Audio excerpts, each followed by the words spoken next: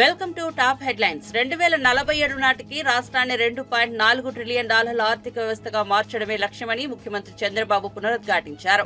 ప్రస్తుతం 2.68 లక్షలుగా ఉన్న తలసరి ఆదాయం అప్పటికి 58.14 లక్షలు అవుతుందని తెలిపారు.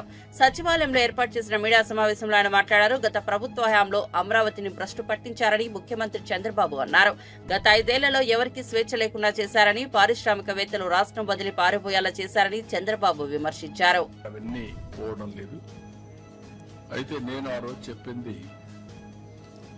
అప్పటికే 14 సంవత్సరాల అనుభవం ఉంది, చేసినటువంటి చరిత్ర ఉంది, ప్రూఫ్ ఆఫ్ కాన్సెప్ట్ కూడా ఉంది. ఒక ఐటీ ఒక ప్రూఫ్ ఆఫ్ కాన్సెప్ట్.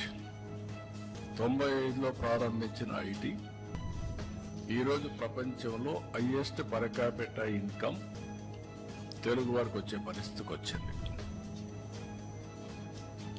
హైదరాబాద్ నగరం ఇండియాలో నెంబర్ 1గా తయారై తెలంగాణ రాష్ట్రానికి హైయెస్ట్ పర్ క్యాపిటల్ ఇన్కమ్ చేకూర్చే పరిస్థితికి వచ్చింది. ఆ అనుభూతి నేను ఆ రోజు ప్రజలకు ఒకటే చెప్పాను, సంపద సృష్టిస్తాం, ఆదాయాన్ని పెంచుతాం. ఏదైతే సంపద సృష్టించాలంటే అభివృద్ధి జరగాలి, అభివృద్ధి వల్ల సంపద వస్తుంది, సంపద వల్ల ప్రభుత్వానికి ఆదాయం పెరుగుతుంది, ఆదాయం పెరిగితే దాన్ని సంక్షేమ కార్యక్రమాలు పెట్టి నిరంతరం పేదరికం నుంచి పేదవాళ్ళని పైకి తీసుకొచ్చే అవకాశాలు ఉంటాయని చెప్పి నేను చాలా సందర్భాల్లో చెప్పాను. నేను నమ్మిన ఆర్థిక సిద్ధాంతం ఇది. ఒక పక్క ఆర్థిక సంస్కరణలు తీసుకొచ్చినప్పుడు అందరూ ఆలోచన ఏంటంటే ఆర్థిక సంస్కరణలు చేసింది కూడా inevitable situation, foreign exchange reserves లేవు, ఆర్థిక సంస్కరణలు తప్ప వేరే మార్గమే లేదు. బంగారు కూడా తాకట్టు పెట్టిన సందర్భం అది, అప్పుడు తీసుకొచ్చాను. కానీ నేను మనసా వాచా నమ్మాను కాబట్టి నేను ఓనర్షిప్ తీసుకున్నాను. నేను మాట్లాడా, సెకండ్ జనరేషన్ రిఫార్మ్స్ ని స్టార్ట్ చేశా. అందుకే మీరు చూస్తే ఈరోజు ఇన్ఫ్రాస్ట్రక్చర్ ఆల్ రిఫార్మ్స్ నేను నేరుగా చేశాను, లేకపోతే ఆనాటి ప్రభుత్వంలో చేయించాను. ఒక పవర్ సెక్టర్ రిఫార్మ్స్ నేను తీసుకొచ్చి, అందుకే ఎన్నో సందర్భాలు చెప్పాను, పవర్ సెక్టర్ రిఫార్మ్స్ తీసుకొచ్చి రాష్ట్రానికి వెలుగులు ఇచ్చాను. నేను అధికారాన్ని కోల్పోయాను. 2004.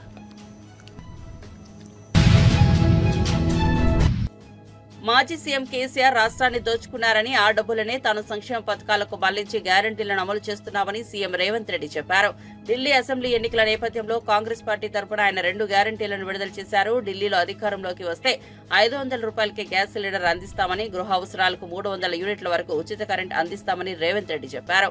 తెలంగాణ కాంగ్రెస్ ప్రభుత్వం అధికారంలోకి వచ్చి 13 నెలలు పూర్తవుతోందని, ఏడాదిలోపు 25,50,000 రైతు కుటుంబాలకు 21,000 కోట్ల రుణాలు మాఫీ చేస్తామని అన్నారు.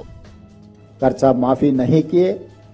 हम लोग तेलंगाना राज्य में 1 साल के अंदर जो चुनाव के समय पर 2 लाख रुपए तक कर्जा माफी करने के लिए वादा किया था, हम लोग पहले ही साल 21,000 करोड़ रुपए किसानों को कर्जा माफी किए, हमारे बात निभाए।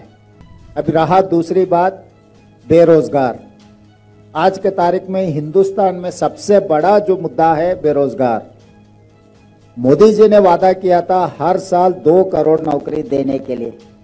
11 साल हो गए मोदी जी प्रधानमंत्री बनकर। पिछले लोकसभा में मैं सांसद था, जब मैं सवाल किए तो मोदी जी ने ये जवाब दिया 7 लाख नौकरी दिए 10 साल में। तो 11 साल में अगर मोदी जी के वादा हिसाब किए तो 22 करोड़ नौकरी देने था, मगर वो दिया 7 लाख नौकरी।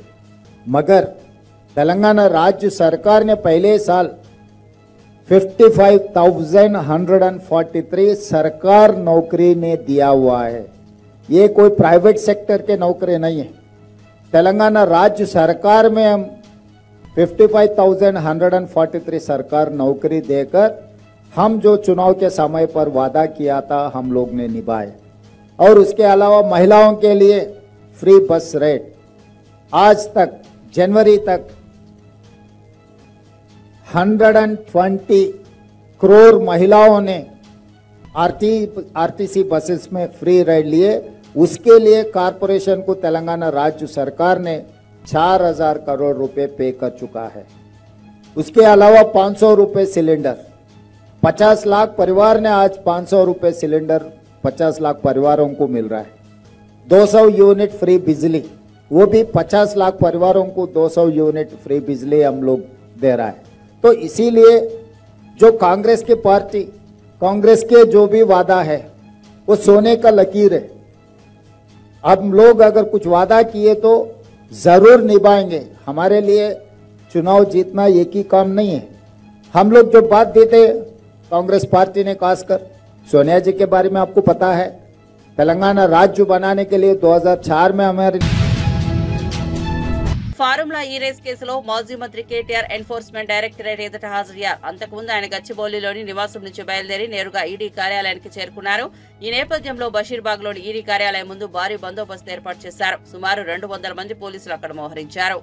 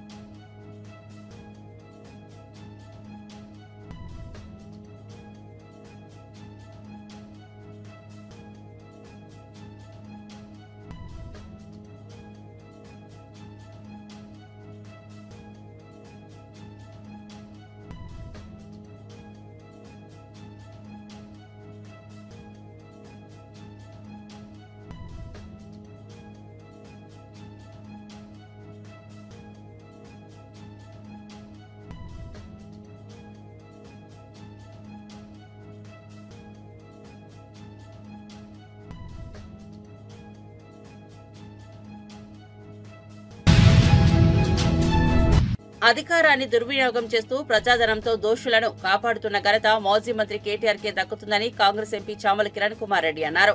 కేటీ రామారావు కాదు, ఆయన మహా డ్రామారావు అంటూ మండిపడ్డారు. ఒక యువరాజులాగా వ్యవహరిస్తూ ప్రజాధనాన్ని దోస్తులకు దోచిపెట్టడం కోసమే ఫార్ములా ఈ రేస్ నిర్వహించినట్లుగా ప్రజలందరికీ తెలుసునని ఓ ప్రకటన చేశారు. ఎస్ నెక్స్ట్ జనరేషన్స్ గ్రీన్ కో కేటీఆర్ కు అత్యంత దగ్గర మిత్రులదేనని అన్నారు.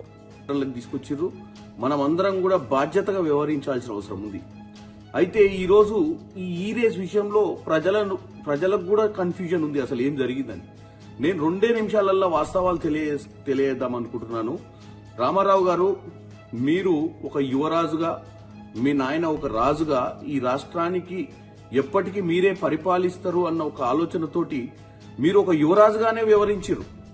ఎందుకంటే ఈ రోజు ప్రభుత్వం పోయిన తర్వాత వాస్తవాలన్నీ బయటకు వస్తుంటే మీరు డ్రామాలు చేయడానికి ప్రయత్నం చేస్తారు.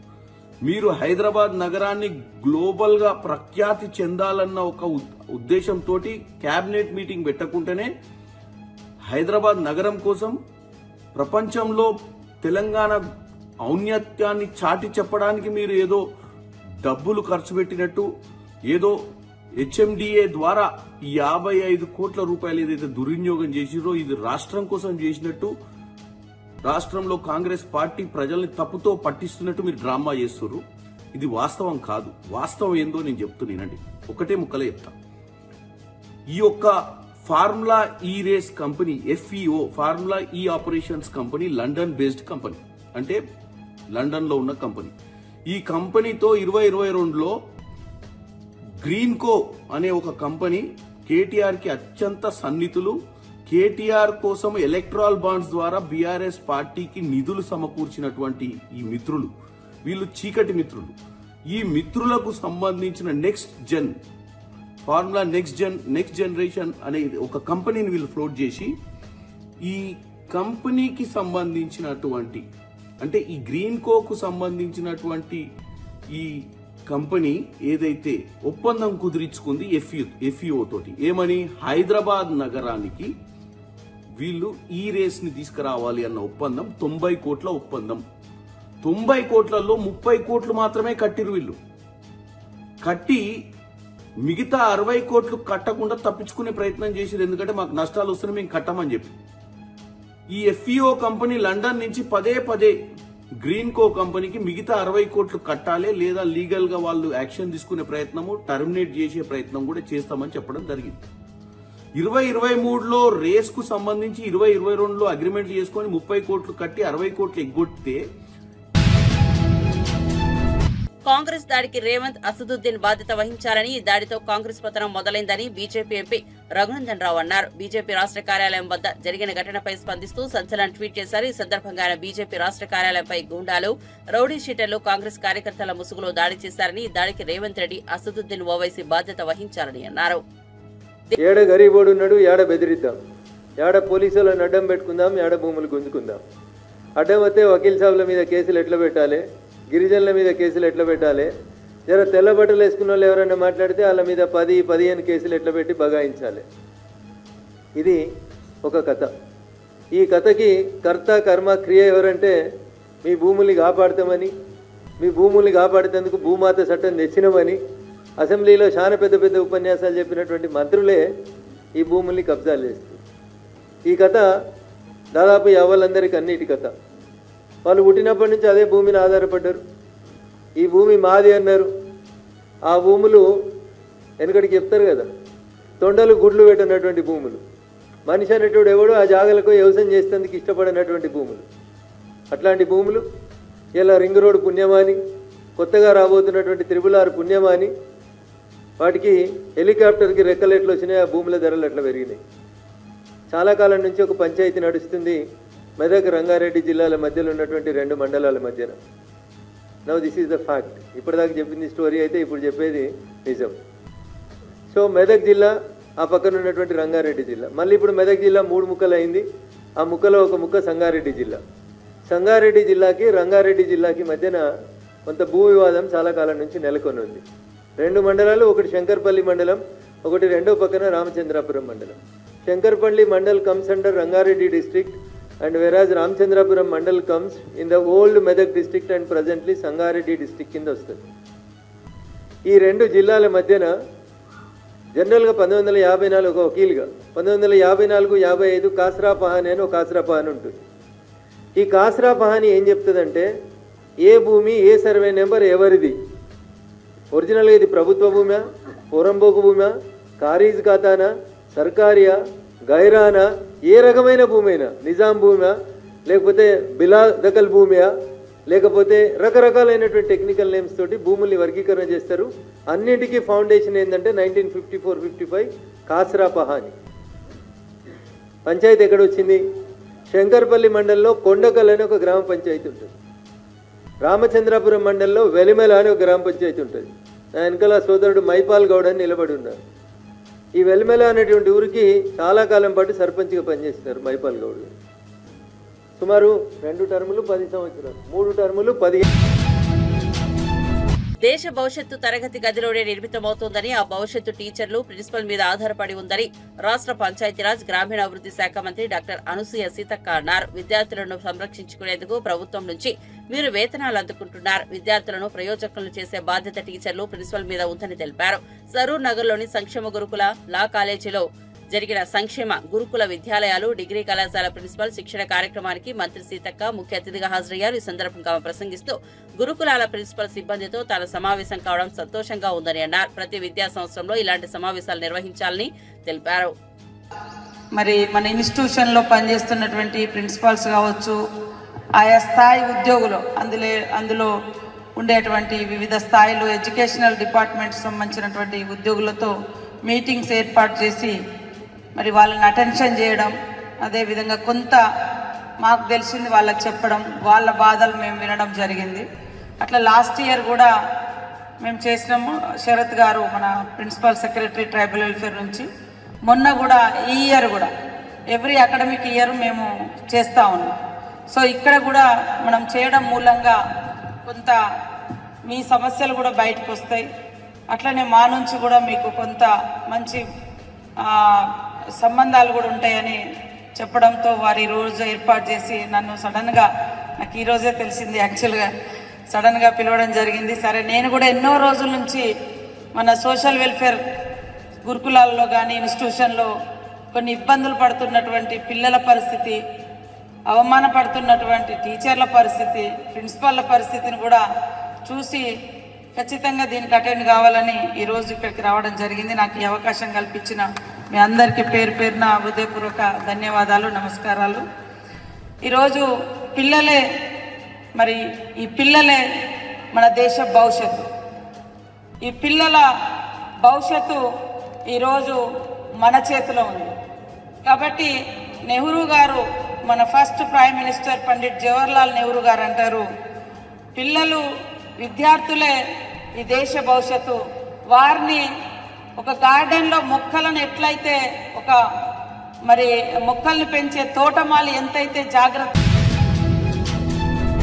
సంక్రాంతి సందర్భంగా మండలంలోని బండరేవు తండాలో నిర్వహించే నాను మహారాజ్ జాతరలో పేకాట గుట్టురట్టయింది. జాతరలో పేకాట ఆడుతుండగా గమనించిన స్థానికులు జిల్లా పోలీసు అధికారులకు సమాచారం ఇవ్వడంతో ఎస్పీ డాక్టర్ జానకి షర్మిల ఆదేశాల మేరకు పోలీసులు దాడులు నిర్వహించారు. పేకాటతో పాటు మద్యం, ఇతర జూద క్రీడలు సైతం నిర్వహిస్తున్నట్లు గుర్తించారు.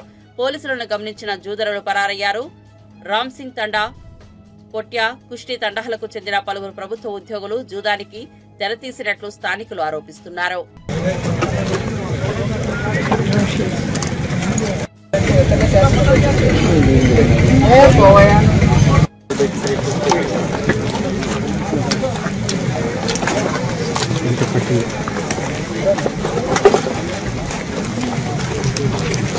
फॉरेस्ट टायर बुझाने हैं उनको बोलने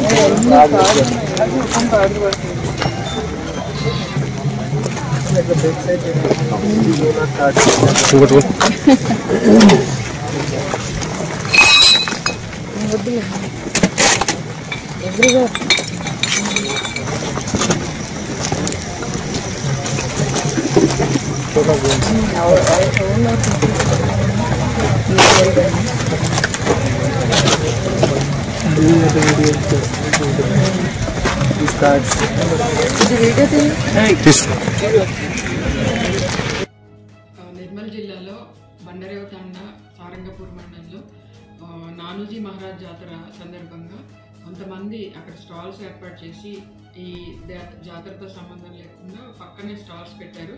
ఆ స్టాల్స్లో ఒక 50 స్టాల్స్ వరకు పెట్టి అక్కడ ఆర్గనైజ్డ్గా గ్యాంబ్లింగ్ జరుగుతుందని వచ్చిన ఇన్ఫర్మేషన్ ప్రకారం మేము మా ఏఎస్పీ రాజేష్ మీనాని పంపించడం జరిగింది.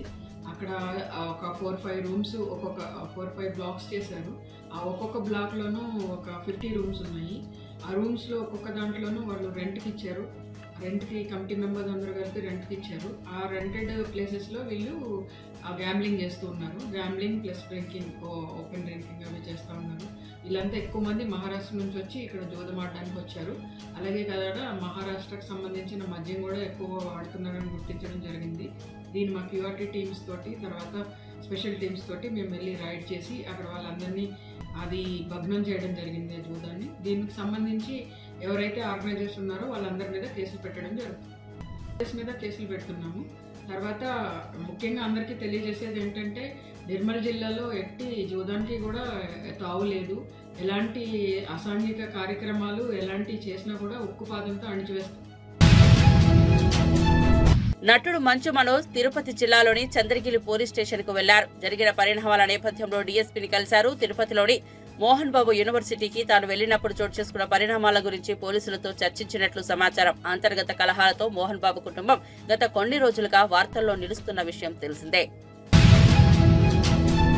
మోహన్ బాబు యూనివర్సిటీలో జరిగిన పరిణామాలపై నటుడు మంచు మనోజ్ చంద్రగిరి పోలీస్ స్టేషన్లో ఫిర్యాదు చేశారు. గుర్తు తెలియని వ్యక్తులు తనతో పాటు భార్య మోనికపై దాడి చేశారని ఫిర్యాదులో పేర్కొన్నారు. అనంతరం మీడియాతో మాట్లాడిన ఆయన తనకు ఎవరితోనూ గొడవలు పెట్టుకునే ఉద్దేశం లేదని స్పష్టం చేశారు.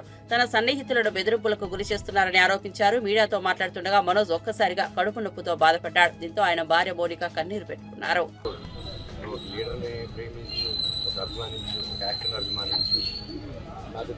అది తిరిగారు నా ఫ్రెండ్స్ హీరోగా అన్న నేను హీరో ఫ్యాన్ నేను ఆ హీరో ఫ్యాన్ ఇంకోటి అన్న కలిపి అంటే నీకు కనిపిస్తుంటుంది తీసుకెళ్ళి అది హెల్తీగా ఉంటుంది.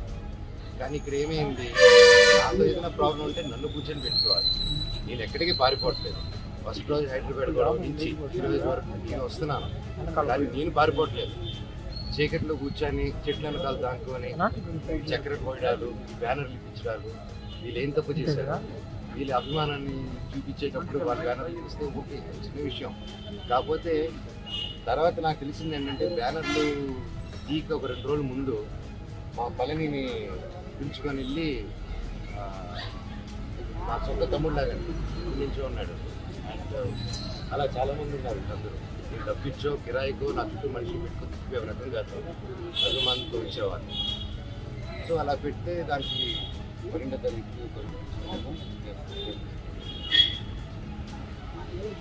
12, 11, 12 అలా పిలిచారండి. పండగకి 2 పిలిచి మనోజ్ వస్తున్నాడా, వస్తే కూడా ఉండకూడదు, ఏమీ చేయకూడదు, ఎవరు వెళ్ళకూడదు అని.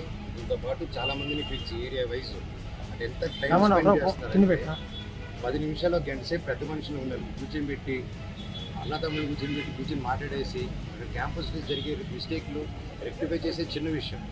కాకపోతే నేను క్యాంపస్లో నేను అడిగే క్వశ్చన్స్ నేను ఏది ఇప్పుడు హాస్టల్స్లో జరిగే విషయం, ప్రైవేట్ హాస్టల్స్ ఏది అడిగినా అటు నుంచి డబ్బు రావడం అయిపోతుంది, క్యాష్ రావడం అయిపోతుంది. సో ఇదే నాకు బాధ. డైవర్ట్ చేయడం, సొంత కంపెనీ డైవర్ట్ చేయడం, దాన్ని కవర్ చేసుకునే దానికి స్టూడెంట్స్ ఇద్దరు యూనిఫామ్ చేయడం కంపల్సరీ. వాళ్ళ 10th దాటంగానే ఇంటర్కి యూనిఫామ్ కాలేజ్ చెప్పాము ఏంది మా 11th వేసుకోవాలా అని చెప్పి. ఆ రోజుల్లోనే, ఈ రోజుల్లో పెద్ద ఇంజనీరింగ్ వాళ్ళందరికీ యూనిఫామ్. వాళ్ళు అది కరెక్ట్గా 2 వాషింగ్కి ఇచ్చిపోతుంది. అది ఎక్కడ నార్త్ ఇండియా నుంచి తీసుకొచ్చారు. అక్కడ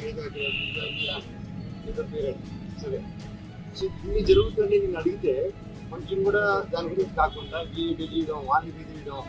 నేను ఈసారి ప్రతి పండుగకి వస్తాను. మేము ముఖ్యంగా సీఎం గారి ఫ్యామిలీ వాళ్ళ ఇంట్లో ఘటన జరిగింది మధ్యకాలంలో, రామూర్తి గారు. సో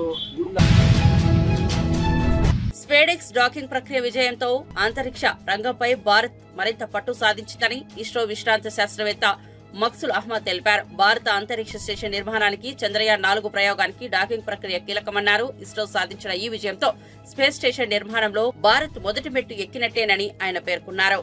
ఆ మనిషికి అంతరిక్షంలో తీసుకెళ్ళాలి. ఆ తర్వాత చంద్రయాన్ 4లో కూడా చంద్రుడి మీద దిగి అక్కడి నుంచి శాంపుల్ తీసుకురావాలి.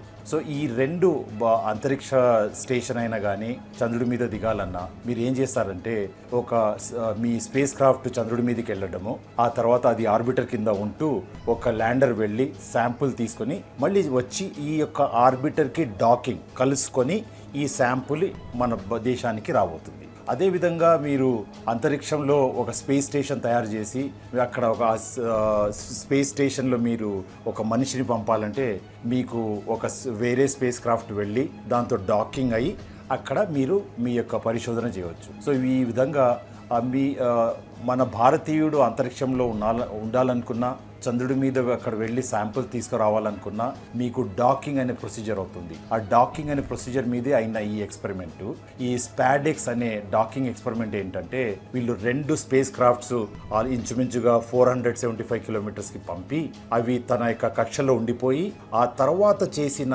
ఎక్స్పెరిమెంట్ ఇంచుమించుగా ఎవ్వరు చేయండి 3 మాత్రమే చేశారు. America, Russia, China. ఆ విధంగా చేసిన తర్వాత మన దేశం ఏం చేసిందంటే మీరు ఆ 475 కిలోమీటర్స్లో 2 స్పేస్ క్రాఫ్ట్స్ ఉంటూ ఆ స్పేస్ క్రాఫ్ట్స్ ఫస్ట్ డ్రిఫ్ట్ అన్నట్లు అయ్యాయి. ఆ డ్రిఫ్ట్ అయిన తర్వాత మళ్ళీ వాటిని కంట్రోల్గా మీరు దగ్గరికి తీసుకువెళ్ళడం. ఒకటి టార్గెట్ అన్నట్లు, రెండవది చేజర్.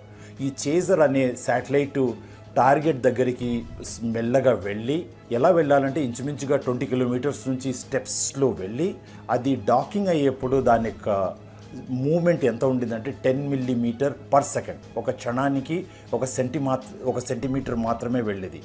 అంత స్లోగా వెళ్తూ దానికి డాకింగ్ చేయాలంటే మీ యొక్క ప్రిసిషన్ చాలా ఎక్కువ మంచిగా ఉండాలి. ప్రిసిషన్ ఎలా వస్తుంది మీకు?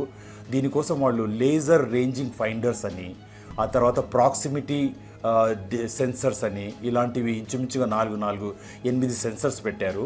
ఒక డెడికేటెడ్ కంప్యూటర్ లాంటిది పెట్టి రిలేటివ్ మోషన్స్ ఎలా ఉన్నాయి, రిలేటివ్ మోషన్ దానికంటే ఇది దగ్గరికి రావడంతో అంత సూక్ష్మంగా మీరు దగ్గరికి వెళ్ళినప్పుడు దాన్ని కంట్రోల్ చేస్తూ ఒక డాకింగ్ మెకానిజం ఇంటర్నేషనల్ స్టాండర్డ్ మీదుగా డాకింగ్ మెకానిజం చేసి ఇది చేయాలంటే ఎంత కష్టంగా ఉండిందో మనం దీన్ని చూడాలంటే 2 సార్లు క్యాన్సిల్ అయ్యి ఈ వెనుకటి 2 వారాల్లో ఈ రోజు అది చేశారంటే ఇది ఒక గొప్ప. తెలంగాణలో సంచలనంగా మారిన హైదరాబాద్ ఫార్ములా ఈ రేస్ కేసులో కీలక పరిణామం చోటు చేసుకుంది. ఈ కేసు విచారణలో భాగంగా బీఆర్ఎస్ వర్కింగ్ ప్రెసిడెంట్ మాజీ మంత్రి కేటీఆర్ జనవరి 16న ఈడీ విచారణకు హాజరయ్యారు. ఫార్ములా ఈ రేస్ కేసులో A1 గా ఉన్న కేటీఆర్ ను ఈడీ అధికారులు సుమారు 5.5 గంటల పాటు విచారించారు. హైదరాబాద్ లోని బషీర్బాగ్ లో ఉన్న ఈడీ కార్యాలయానికి 10:30 ప్రాంతంలో చేరుకున్న కేటీఆర్ సాయంత్రం 5:30 వరకు ఆఫీస్లోనే ఉన్నారు. మధ్యలో గంట సేపు లంచ్ బ్రేక్ ఇవ్వగా మరో 30 నిమిషాల పాటు ఫార్మాలిటీస్ పూర్తి చేశారు. కాగా విచారణ అనంతరం బయటకు వచ్చిన కేటీఆర్ కీలక వ్యాఖ్యలు చేశారు. ఈ సందర్భంగా సీఎం రేవంత్ రెడ్డికి సవాల్ విసిరారు. మంత్రి రేవంత్ రెడ్డికి నేను ఒక మాట చెప్పదలుచుకున్నాను. రేవంత్ రెడ్డి గారు, మీరు మీ కక్ష సాధింపు చర్యల్లో భాగంగా మీ మీద ఏసీబీ కేసు ఉన్నది కాబట్టి నా మీద ఏసీబీ కేసు బనాయించినాం. నీ మీద ఈడీ కేసు అయింది కాబట్టి నా మీద ఈడీ కేసు పెట్టినావు. ఏమి ఇబ్బంది లేదు. నువ్వంటే దొరికినోనివి, నేనంటే నిజాయితీ పరుణ్ణి, ధైర్యం ఉన్నాను కాబట్టి ఎదుర్కొంటా. కానీ ఈ 5 కోట్లు 10 కోట్లు ప్రజాధనం ఏదైతే వృధా అవుతున్నదో ఆ 10 కోట్ల రూపాయలతో బ్రహ్మాండంగా ఇంకొక 500 మంది రైతులకు రుణమాఫీ చేయొచ్చు. ఆ 10 కోట్ల రూపాయలతో దాదాపు 2,500 మంది పెద్ద మనుషులకు పెన్షన్లు ఇవ్వచ్చు. అందుకే రేవంత్ రెడ్డి గారికి నేను ఒక ఆఫర్ ఇస్తా ఉన్నా. రేవంత్ రెడ్డి గారు, నీకు నిజాయితీ ఉంటే, నీకు ధైర్యం ఉంటే ఒక పని చేద్దాం. నేను తయారుగా ఉన్నా. నువ్వు ముందుకు రా, జడ్జి గారు ముందు కూర్చుందాం. ఏసీబీ జడ్జి అయినా, హైకోర్టు న్యాయమూర్తి గారైనా, లేదా మీకు ఇష్టమైన న్యాయమూర్తి ఎవరి ముందైనా కూర్చుందాం. మీ మీద ఏసీబీ కేసు ఉంది, నా మీద ఏసీబీ కేసు ఉంది. నీ మీద ఈడీ ఛార్జ్ షీట్ చేసింది, నా మీద ఈడీ విచారణ జరుగుతున్నది. మీరు మొత్తం ఈ టీవీలు అన్నీ ఉన్నాయి కదా, మొత్తం మీడియా ఉంది కదా, లైవ్ టీవీ పెట్టండి. నేను రేవంత్ రెడ్డి గారు ఇద్దరం కూర్చుంటాం న్యాయమూర్తి ముంగట. మీరు ఏ ప్రశ్నను అడగండి కేసుకు సంబంధించి, ఆయన కేసు నా కేసు. ఇద్దరికి లై డిటెక్టర్ పరీక్ష పెట్టండి. ఇద్దరికి కూడా లై డిటెక్టర్ పరీక్ష పెట్టండి. మొత్తం రాష్ట్ర ప్రజలందరూ చూస్తుండగా ఒక 50 లక్షలు 20 లక్షల రూపాయలు ఒడిసిపోతుంది. లేకపోతే ఈ 10 కోట్ల రూపాయలతో అనవసరంగా ప్రజాధనం దుర్వినియోగం అయ్యే విధంగా, ఇంతమంది ఉన్నతాధికారుల టైం వేస్ట్ అయ్యే విధంగా, ఇంతమంది మీడియా సంస్థల టైం వేస్ట్ అయ్యే విధంగా ఈ కక్ష సాధింపు విచారణ మంచిది కాదు. నేను రెడీగా ఉన్న రేవంత్ రెడ్డి, నీకు ధైర్యం ఉంటే ముందుకు రా. నీ జూబ్లీహిల్స్ ప్యాలెస్ లో అయినా సరే, లేదా న్యాయమూర్తి ఇంట్లో అయినా సరే, ఏసీబీ న్యాయమూర్తి ఇంట్లో అయినా సరే, కోర్టులో అయినా సరే, లేదా ఈడీ ఆఫీస్లో అయినా సరే, ఎక్కడైనా నేను లై డిటెక్టర్ పరీక్షకు సిద్ధం. నువ్వు కూడా రా, ఇద్దరం కూర్చుందాం. దొంగెవరో, ఎవరేందో, ఎవరి నిజాయితీ ఏందో రాష్ట్రం మొత్తం చూస్తుంది. నీకు ధైర్యం ఉంటే వెంటనే నిర్ణయం తీసుకో. డేట్ నువ్వే చెప్పు, టైం నువ్వే చెప్పు, ప్లేస్ నువ్వే చెప్పు, నేను వస్తా. నిజాయితీగా నా చేయిస్తా. నువ్వు లై డిటెక్టర్ పరీక్ష పెట్టి నువ్వు కూడా పెట్టుకొని కూర్చో. ఎవరు ఏందో. సంక్రాంతికి ఊళ్లకు వెళ్లిన ప్రజలు పండుగ సెలవులు ముగియడంతో తిరిగి హైదరాబాద్ బాట పడుతున్నారు. వాహనాలన్నీ మహానగరం వైపు వస్తుండటంతో నగరం నలుమూలలు రద్దీగా మారాయి. నల్గొండ జిల్లా చిట్యాల వద్ద వాహనాలు 2 కిలోమీటర్ల మేర నిలిచిపోయాయి. రద్దీ ఎక్కువ ఉండటంతో వాహనాలు నెమ్మదిగా ముందుకు సాగుతున్నాయి.